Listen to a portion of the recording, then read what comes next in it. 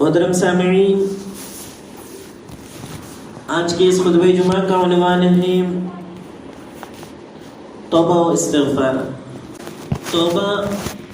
اور استغفار کہتے ہیں اپنے گناہوں کی بخشش اللہ تعالیٰ سے طلب کرنا، اپنے گناہوں کی معافی اللہ تعالیٰ سے طلب کرنا، اسی کو توبہ و استغفار کہتے ہیں۔ تو اسی کے تعلق سے چند باتیں قرآن اور حدیث کی روشنی میں آپ لوگوں کے سامنے رکھنے کی کوشش کروں گا۔ سب سے پہلے میں اللہ تعالیٰ سے دعا کرتا ہوں کہ اللہ تعالیٰ ہمیں قرآن اور حدیث کی ہر بات پر عمل کرنے کی توفیق عطا فرما، آمین۔ محترم سامعین، اللہ تعالیٰ قرآن مجید میں کئی ایک مقام پر ہمیں اپنے گناہوں کی بخشش طلب کرنے کا حکم دیا ہے، جیسا کہ اللہ تعالیٰ کا ارشاد ہے وَاسْتَغْفِرِ اللَّهَ إِنَّ اللَّهَ كَانَ غَفُورًا رَحِيمًا۔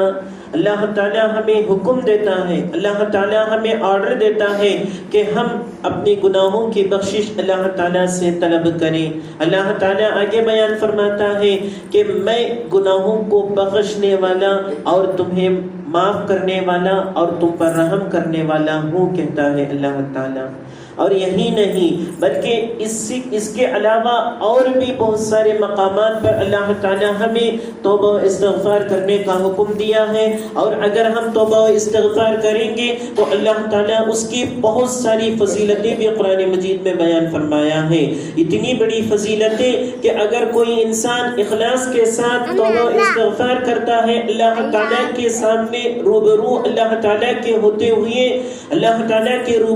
ہوئے اللہ تعالیٰ سے بخشش طلب کرتا ہے، تو سب سے پہلے اللہ تعالیٰ اسے معاف تو کر دیتا ہے، اس کے بعد اللہ تعالیٰ اسے جنت کا حقدار بنا دیتا ہے، اللہ تعالیٰ کی رحمت اسے نصیب ہو جاتی ہے، اللہ تعالیٰ اسے جہنم سے دور کر دیتا ہے۔ تو اتنی بڑی فضیلتیں اللہ تعالیٰ خود قرآن مجید میں بیان فرمایا۔ اور یہی نہیں بلکہ اللہ تعالیٰ قرآن مجید میں ایسے لوگوں کے تعلق سے جو اللہ تعالیٰ سے بخشش طلب کرتے ہیں، ان کی تعریف بھی اللہ تعالیٰ قرآن مجید میں بیان فرمایا ہے۔ اور نبی کریم صلی اللہ علیہ وسلم بھی صحیح بخاری اور صحیح مسلم کی حدیث میں ارشاد فرماتے ہیں کل بنی آدم خطاؤن وخیر الخطائین التوابون۔ نبی کریم صلی اللہ علیہ وسلم اس حدیث میں یہ بیان فرماتے ہیں کہ آدم علیہ السلام کی اولاد یعنی ابن آدم یعنی ہم لوگوں میں سے ہر ایک خطا کار ہے، گنہگار ہے، اور سب سے بہترین خطا کاروں میں وہ ہیں جو گناہ کرنے کے بعد، جو غلطی کرنے کے بعد، جو نافرمانی کرنے کے بعد اللہ تعالیٰ کے دربار میں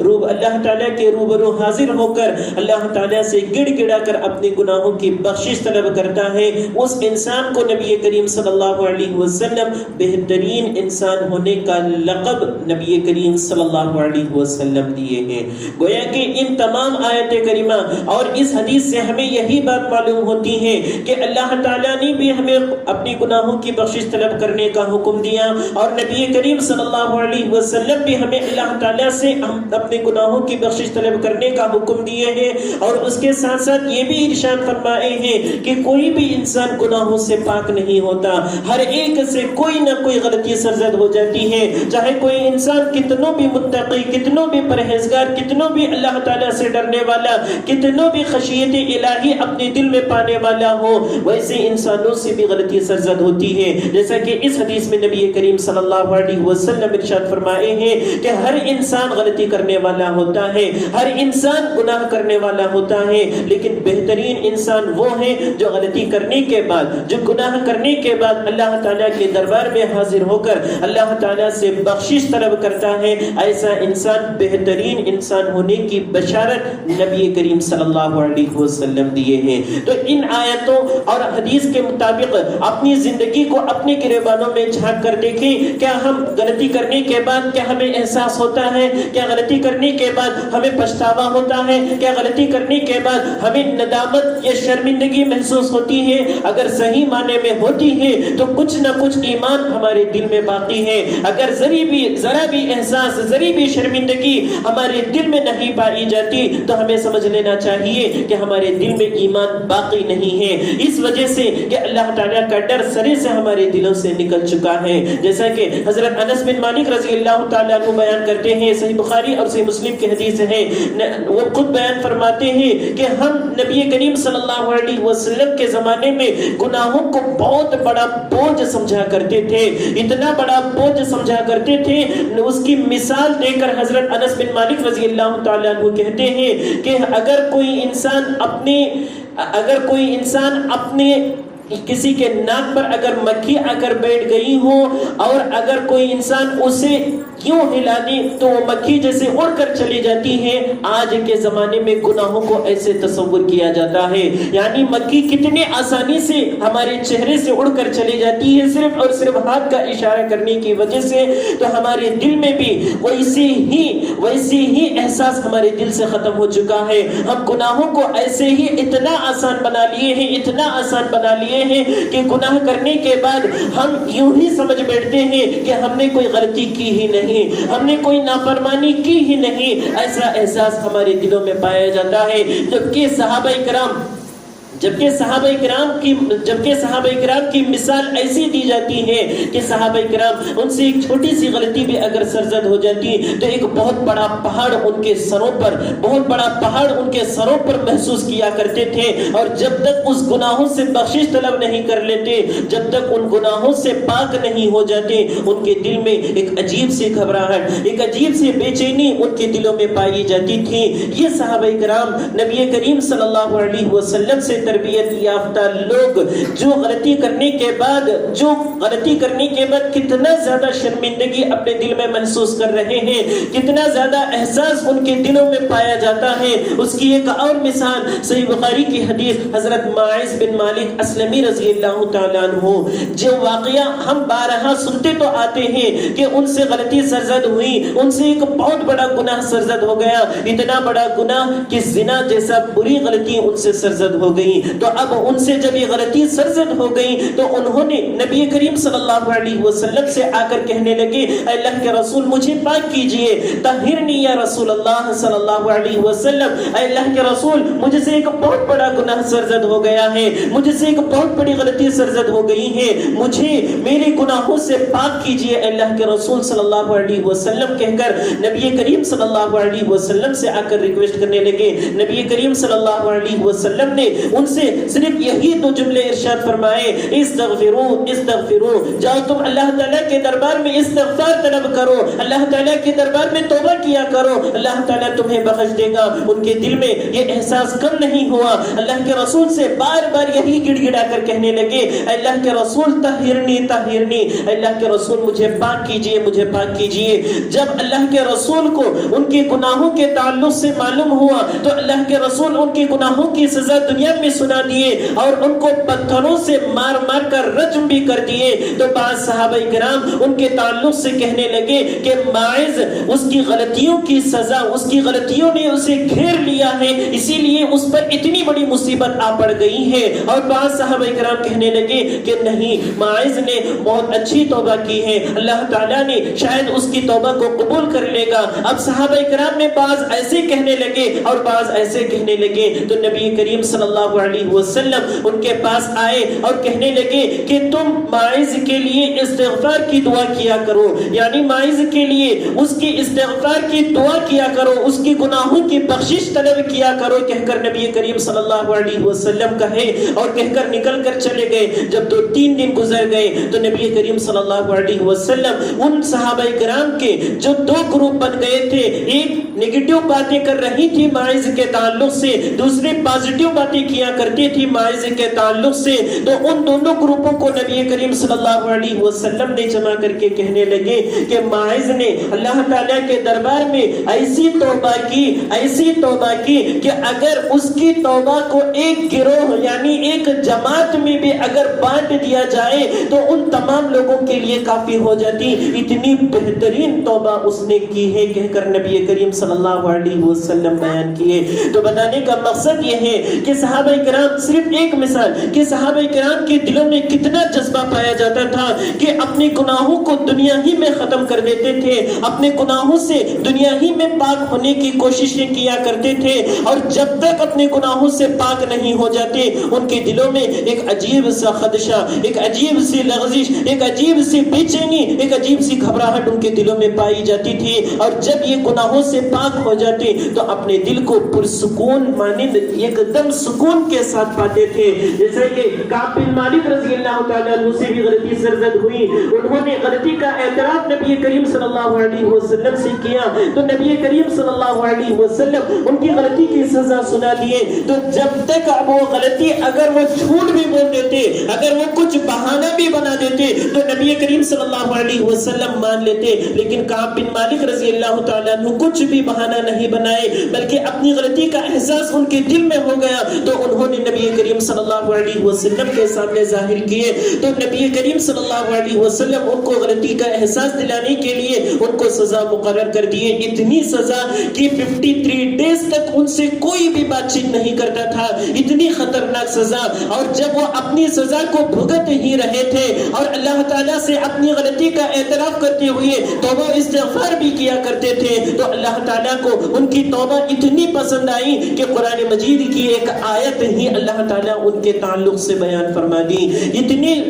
ایسے صحابہ کہ غلطی ہونے کے باوجود اپنے دلوں میں شرمندگی محسوس کیا کرتے تھے, اپنے دلوں میں بے چینی محسوس کیا کرتے تھے, یہ تھے صحابہ کرام. لیکن ہم لوگ ایسے ہیں, ہمارے مسلمانوں میں بہت سارے لوگ ایسے ہیں, ایک یا تو غلطی کرنے کے بعد ہمیں احساس ہوتا ہی نہیں, یا غلطی کرنے کے بعد شرمندگی ہمیں ہوتی ہی نہیں, اگر غلطی کرتے بھی ہیں تو سینہ تان کر اتراتے ہیں کہ ہم نے غلطی کیا تو اب کیا. اور بعض لوگ یہاں تک کہہ دیتے ہیں کہ ہم نے غلطی کیا تو ہم سے بڑے بڑے لوگوں نے بھی غلطی کیا ہے تو پھر ان کا کیا, صحابہ کرام نے غلطی کیا ہے, ان سے بڑے انبیاء کرام نے غلطی کیا ہے, ان سے بڑے اور لوگوں نے بھی غلطی کیا تو ان لوگوں نے بھی غلطی کیا تو پھر ان کی غلطیوں کے سامنے ہماری غلطی کی کوئی گنجائش نہیں ہے کہہ کر اس طرح کے جوابات ہمارے زبانوں سے نکالتے ہیں. اور ہم میں ایسی غلطیاں پائی جاتی ہیں کہ شرک اور بدعت تو بہت بڑے بڑے گناہ, اور ان گناہوں کے ساتھ ساتھ ہم سے سرزد ہونے والی ہماری زبانی لغزشیں, ہماری دلی لغزشیں جو ہمارے اندر پائی جاتی ہیں. زبان سے کسی کی غیبت کرتے ہوئے ہمیں شرمندگی محسوس نہیں ہوتی, زبان کو کسی کو بدنام کرتے ہوئے ہمیں شرمندگی محسوس نہیں ہوتی, کسی کو برے القاب سے پکارتے ہوئے ہمیں شرمندگی محسوس نہیں ہوتی. جب ایسے برے گناہ کرتے ہوئے ہمیں شرمندگی محسوس نہیں ہوتی, ہمارے نفس میں پائے جانے والے ایک دوسرے سے دشمنی کرنا, ایک دوسرے سے بغاوت کرنا, ایک دوسرے سے رشتہ توڑنا, یہاں تک کہ یہ حسد, جلن, ریاکاری, تکبر, گھمنڈ, یہ تمام کی تمام برائیاں آج ہمارے اندر پائی جاتی ہیں. اگر والدین ہیں تو بیٹوں سے نفرت, اگر بچے ہیں تو والدین سے نفرت, اگر بڑی ہیں تو چھوٹوں پر شفقت نہیں, اگر چھوٹی ہیں تو بڑوں کا عزت و احترام نہیں. جب یہ تمام کی تمام لغزشیں ہمارے اندر پائی جا رہی ہیں, یہ تمام کی تمام غلطیاں ہمارے اندر موجود ہیں, اور ہمیں 1% بھی ہمیں احساس نہیں تو پھر اللہ تعالیٰ کے سامنے ہم کیا منہ دکھائیں گے, اللہ تعالیٰ کے سامنے ہم کیا منہ دکھائیں گے. اتنی غلطیاں صبح بستر پر سے اٹھنے سے لے کر رات پھر بستر پر سونے تک ہم سے گناہ سرزد ہوتے ہیں اور ہمیں احساس تک نہیں ہوتا کہ ہم نے غلطی کی ہے. اور یہاں تک کہ غلطی کرنے کے باوجود بھی کسی اور کو مثال دے کر کہتے ہیں کہ انہوں نے بھی غلطی کی ہے. حضرت نوح علیہ السلام سے غلطی سرزد ہوئی کہ حضرت نوح علیہ السلام اپنی بیوی حوا علیہ السلام کی باتوں میں آ کر شیطان کی اتباع کرتے ہوئے, شیطان کی پیروی کرتے ہوئے ان دونوں نے غلطی کر دی. لیکن غلطی کرنے کے بعد جب ان لوگوں کو احساس ہوا تو انہوں نے رب کی بارگاہ میں پہنچ کر اللہ تعالیٰ سے دعا کرنے لگے, ربنا ظلمنا انفسنا وان لم تغفر لنا وترحمنا لنكونن من الخاسرین. حضرت موسیٰ علیہ السلام سے غلطی سرزد ہوئی کہ ایک لڑائی میں فیصلہ کرنے کے لیے جب گئے تو ان کی بات اس آدمی نے نہیں مانی تو غصے میں آ کر ایک تمانچہ اسے مار دیے اور اسی تمانچے سے وہ آدمی وہیں کے وہیں مر گیا. جب ان سے غلطی سرزد ہو گئی تو نبی کریم حضرت موسیٰ علیہ السلام اللہ تعالیٰ کے دربار دربار میں پہنچ گئے اور کہنے لگے ربنا انی اسکنت من ذریتی، اللہ تعالیٰ سے دعا کرنے لگے کہ اے اللہ مجھے سے غلطی سرزد ہو گئی ہے اور میں نے خود اپنی ہی جان پر میں نے ظلم کیا ہے، اے اللہ مجھے معاف فرما۔ حضرت یونس علیہ السلام سے بھی غلطی سرزد ہوئی کہ ان کو اللہ تعالیٰ نے حکم دیا تھا کہ جب تک میرا حکم نہیں آ جاتا اس وقت تک تم لوگوں میں دعوت و تبلیغ کا کام کرتے رہنا۔ جب ان کی بات نہیں مانتے تھے ان کی قوم کے لوگوں نے تو حضرت یونس علیہ السلام اپنی قوم کے لوگوں سے بیزار ہو کر وہاں سے نکل کر چلے گئے، اللہ تعالیٰ کا حکم آنے سے پہلے ہی نکل کر چلے گئے۔ تو اب کشتی میں ایک چھوٹا سا معاملہ پیش آیا اور کشتی سے کود گئے، ایک مچھلی ان کو آ کر نکل گئی تو حضرت یونس علیہ السلام کو اپنی غلطی کا احساس ہوا، اللہ تعالیٰ کے دربار میں گڑ گڑا کر اللہ تعالیٰ سے کہنے لگے لا الہ الا انت سبحانک انی کنت من الظالمین، اے اللہ تیرے علاوہ کوئی معبود برحق نہیں ہے، تو ہی پاک ہے، اے اللہ میرے گناہوں کو معاف فرما۔ اسی طرح حضرت نوح علیہ السلام جب اللہ تعالیٰ نے حضرت نوح علیہ السلام کو اپنے قوم کے لوگوں کو یعنی اللہ تعالیٰ پر جن لوگوں نے اللہ تعالیٰ کی اطاعت اللہ تعالیٰ پر ایمان لایا ہے ان لوگوں کو اپنے کشتی میں لینے کا حکم دیا، تو ان تمام لوگوں کو اللہ تعالیٰ کے حکم سے حضرت نوح علیہ السلام اپنی کشتی میں لے لیے، اور جب اپنی آنکھوں سے دیکھا کہ ان کا بیٹا ان کے آنکھوں کے سامنے ڈوب رہا ہے تو اللہ تعالیٰ سے دعا مانگنے لگے کہ اے اللہ میرا بیٹا میرے اہل میں سے ہے، اے اللہ میرا بیٹا میرے خاندان والوں میں سے ہے، اے اللہ تیرا وعدہ ہے تو میرے خاندان والوں کو بخش دے گا، تو میرے خاندان والوں کو بچائے گا۔ تو اللہ تعالیٰ فوراً وحی کو نازل فرمایا کہ جن لوگوں نے تمہاری اتباع کی ہے، جن لوگوں نے مجھ پر ایمان لایا ہے وہی تمہارے خاندان کے لوگ ہیں، اور جن لوگوں نے مجھ پر ایمان نہیں لایا،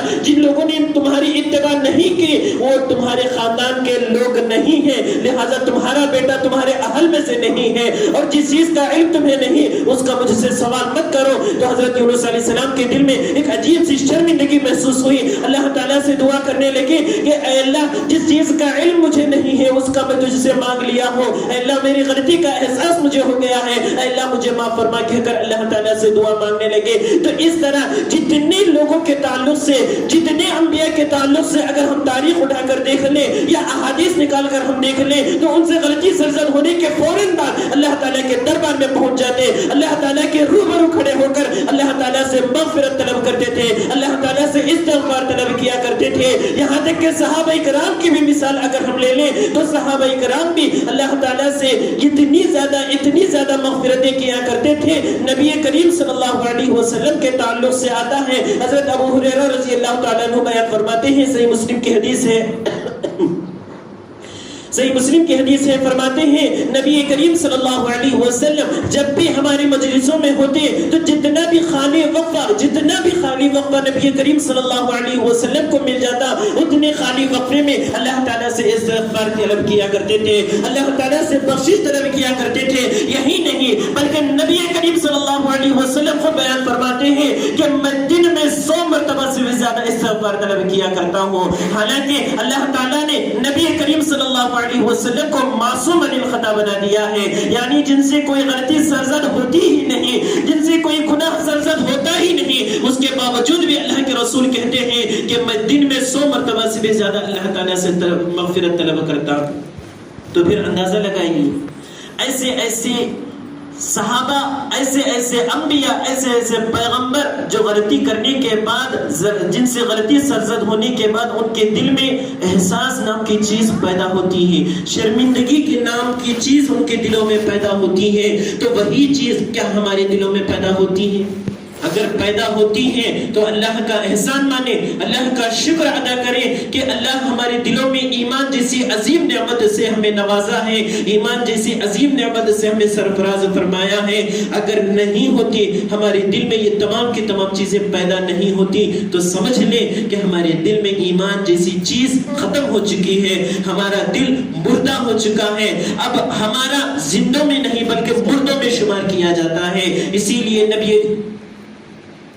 کریم صلی اللہ علیہ وسلم ہمیں زیادہ سے زیادہ استغفار طلب کرنے کا حکم دیے ہیں، زیادہ سے زیادہ اللہ تعالیٰ کی بخشش طلب کرنے کا حکم دیے ہیں۔ یہاں تک کہ احادیث اگر ہم اٹھا کر دیکھیں تو اللہ تعالیٰ اتنا غفور و رحیم ہے، کتنوں مرتبہ اللہ تعالیٰ استغفار کرنے کا حکم دیا، اس سے کہیں زیادہ اللہ تعالیٰ قرآن مجید میں یہ 2 جملے استعمال کیا، غفور رحیم، یعنی بخشنے والا، معاف کرنے والا، رحم کرنے والا ہے۔ اللہ تعالیٰ اتنا زیادہ رحم کرنے والا ہے کہ کبھی کبھار ہمارے چھوٹے چھوٹے نیک عملوں کی وجہ سے ہمارے پورے گناہ سے ختم کر دیتا ہے اور اللہ تعالی ہمیں بخش دیتا ہے. کبھی کبھی ہمارے دلوں کی اچھی نیت کی وجہ سے اللہ تعالی ہمیں بخش دیتا ہے. کبھی کبھی ہماری اتنی چھوٹی چھوٹی نیکیوں کی وجہ سے اللہ تعالی ہمیں جنت کا حقدار بنا دیتا ہے. جیسا کہ بنی اسرائیل کے کئی واقعات کہ ایک آدمی جو 90 قتل کرنے والا 90 لوگوں کا قتل کرنے والا, لیکن اس کے دل میں معافی کا اس کے دل میں غلطی کا احساس ہوا. اب اللہ تعالیٰ سے معافی مانگنے کے لیے نکلا تو اب اس کے دل کی اخلاص اللہ تعالیٰ کو اتنی پسند آئی کہ اللہ تعالیٰ اسے معاف کر دیا. ایک زانیہ عورت جو بنی اسرائیل ہی کی تھی, اس نے کبھی بھی اللہ تعالیٰ کی عبادت نہیں کی, اپنی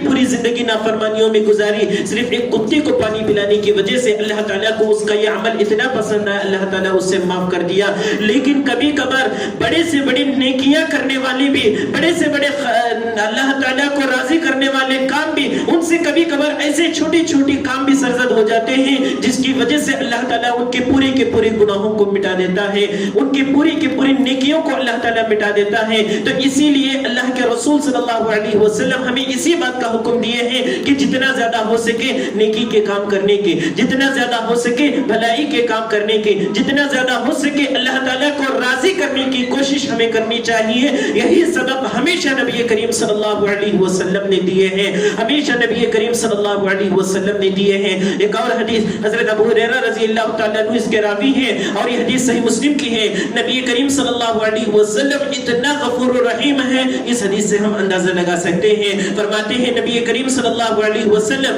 جب کوئی بندہ اللہ تعالیٰ کے دربار میں اپنی گناہوں کی بخشش اللہ تعالیٰ سے طلب کرتا ہے تو اللہ تعالیٰ اس کے گناہوں کو معاف کر دیتا ہے. پھر وہ وہی آدمی پھر گناہ کرتا ہے, پھر اللہ تعالیٰ سے توبہ کرتا ہے, اللہ تعالیٰ پھر اس کے گناہوں کو معاف کر دیتا ہے. پھر وہی آدمی پھر گناہ کرتا ہے, پھر اللہ تعالیٰ سے توبہ استغفار کرتا ہے, اللہ تعالیٰ پھر اس کے گناہوں کو معاف کر دیتا ہے. تو اللہ تعالیٰ اتنا غفور و رحیم ہے, چاہے کتنوں مرتبہ گناہ کر کے اللہ تعالیٰ کے دربار میں بخشش طلب کرے, اللہ تعالیٰ ہر مرتبہ اس کے گناہوں کو بخشنے کے لیے تیار ہے. صرف اور صرف ہمیں مانگنا دیر ہے, اللہ تعالیٰ دینے میں دیری نہیں ہے, اللہ تعالیٰ کے دینے میں دیری نہیں ہے. صرف اور صرف ہمیں مانگنے میں دیر کر رہے ہیں, اللہ تعالیٰ سے پوچھنے میں دیری کر رہے ہیں. اسی لیے نبی کریم صلی اللہ علیہ وسلم اس حدیث کو مثال کے طور پر بیان فرمائے ہیں کہ تم کتنوں بھی گناہ کر کے اللہ تعالیٰ کے دربار میں پہنچ جاؤ, اللہ تعالیٰ کہتا ہے لا تقنطوا من رحمت اللہ, کہ میری رحمت سے نا امید نہ ہو, میری رحمت بہت وسیع ہے, میں اپنی رحمت کے ذریعے سے تمہیں بخش دیتا ہوں, میں اپنی رحمت کے ذریعے سے تمہیں معاف کر دیتا ہوں, کہتا ہے اللہ تعالیٰ. آج ہم میں کا ہر انسان کوئی نہ کوئی مصیبت میں گرفتار ہے, کوئی نہ کوئی پریشانی میں گرفتار ہے. کسی کے پاس مال موجود نہیں ہے, کسی کے پاس کام و کاج موجود نہیں ہے, کسی کے پاس سب کچھ ہے تو اس کے باوجود بھی وہ پریشان ہے. کسی کے پاس صحت تندرستی نہیں ہے,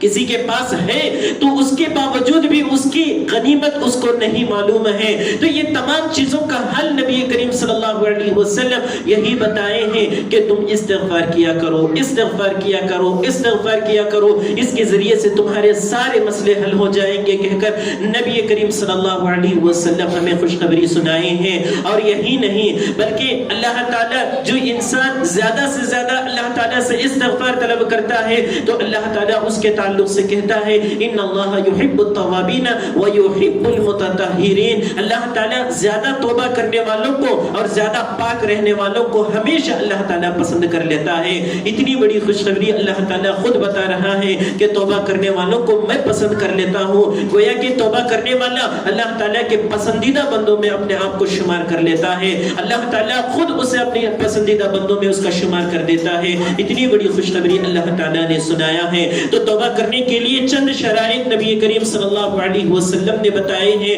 ان میں سب سے پہلی شرط یہ ہے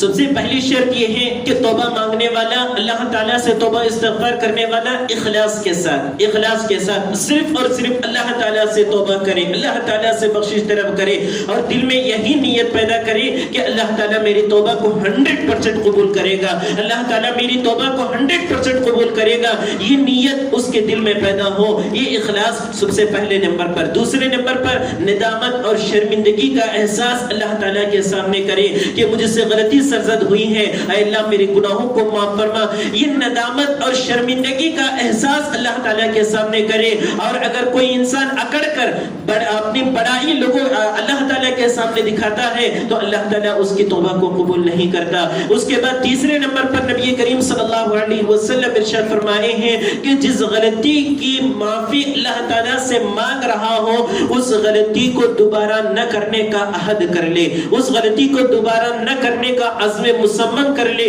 یہ تیسری شرط نبی کریم صلی اللہ علیہ وسلم بیان فرمائے ہیں. اور چوتھی شرط اور اہم شرط کہ جب تک حقوق العباد کی معافی نہیں ہو جاتی اس وقت تک ہماری توبہ قبول نہیں ہوتی. یعنی ہم سے اگر حقوق العباد میں کوتاہی ہوئی ہے، ہم سے کسی بندے، کسی ساتھی، کسی دوست سے کسی کا دل دکھائے ہیں، کسی کا چیز ہڑپ کیے ہیں، کسی کو نقصان پہنچائے ہیں، تو جب تک اس سے ہم معافی نہیں کرا لیتے اللہ تعالی ہماری توبہ کو قبول نہیں کرتا. تو یہ چند باتیں تھیں توبہ استغفار کے تعلق سے جو آپ لوگوں کے سامنے قرآن اور حدیث کی روشنی میں رکھی گئی ہیں. اللہ تعالیٰ سے دعا ہے کہ اللہ تعالیٰ جو بھی قرآن و حدیث کی باتیں ہم سنتے ہیں ان تمام باتوں پر عمل کرنے کی توفیق عطا فرما. جب تک ہمیں زندہ رکھے اسلام اور ایمان پر زندہ رکھ، اور جب ہمارا خاتمہ ہو تو خاتمہ بالخیر ہو. آمین. وآخر دعوانا ان الحمد للہ رب العالمین. اقول قول هذا استغفر الله لي ولكم ولسائر المسلمين واستغفروه انه هو الغفور الرحيم.